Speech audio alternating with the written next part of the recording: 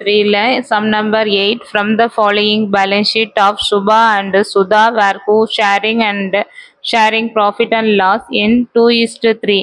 The profit 2:3 ல divide பண்றாங்க. Calculating the interest on capital at 5% per annum for the year ending 31st December 2018.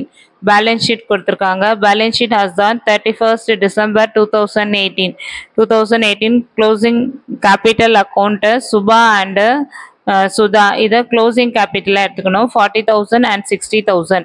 So current liabilities, fixed assets and current assetsல கொடுத்திருக்காங்க.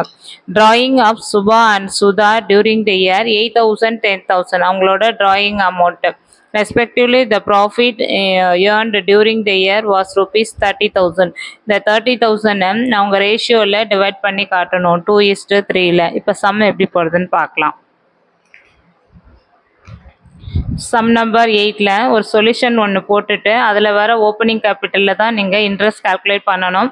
Particulars போட்டு Subha and Sudha capital on 31st December 2018ல 40,000 60,000 add drawing 8,000 10,000 sir 40,000ல 8,000 add பண்ணால் 48,000 சுபாவுக்கும் 60,000 + 10,000 add பண்ணால் 70,000 சுதாவுக்கும் வரும். Sir less profit yearly created profit already கொடுத்துருக்காங்க, நமக்கு 30,000 கொடுத்துருக்காங்க. அவங்களுக்கு என்ன ரேஷியோ அப்படின்னா 2:3 2 divided by 5 3 divided by 5ல calculate பண்ணுறோம்.